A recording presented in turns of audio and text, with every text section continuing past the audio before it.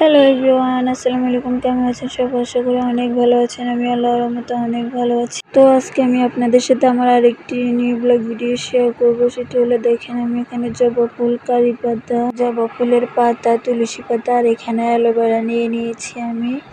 এখানে আমি একটা মিক্সার ব্লেন্ডার নিয়ে নিয়েছি। এটার সাহায্যে আমি আমার এই উপকরণগুলো আমি ব্লেন্ড করে নেব। তো দিয়ে দিলাম জবা ফুলের পাতা, তুলসী পাতা, কারি পাতা।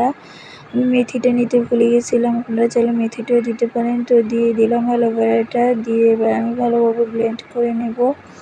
আমি একটু জলও দিয়ে দিব সাথে, না হলে ব্লেন্ডটা ভালোভাবে হবে না, যেহেতু এটা শুকনো টাইপের। এই যে দেখেন আমি এখানে ব্লেন্ড করে নিচ্ছি। আমার ব্লেন্ডটা ভালোভাবে করা হয়ে গেলে, এই যে দেখেন আমার ব্লেন্ডটা করা হয়ে গেছে।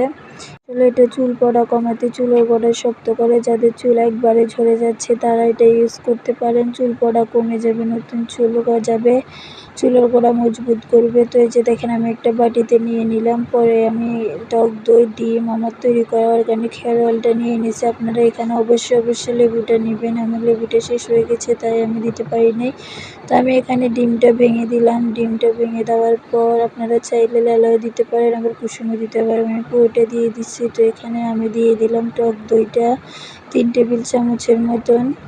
তো আমি টক দই দিয়ে দেওয়ার পর আমার নিজের হাতে বানানো যে অর্গানিক হেয়ার অয়েলটা, এটা দিয়ে দিলাম। দিয়ে আমি ভালোভাবে মিক্স করে নেব।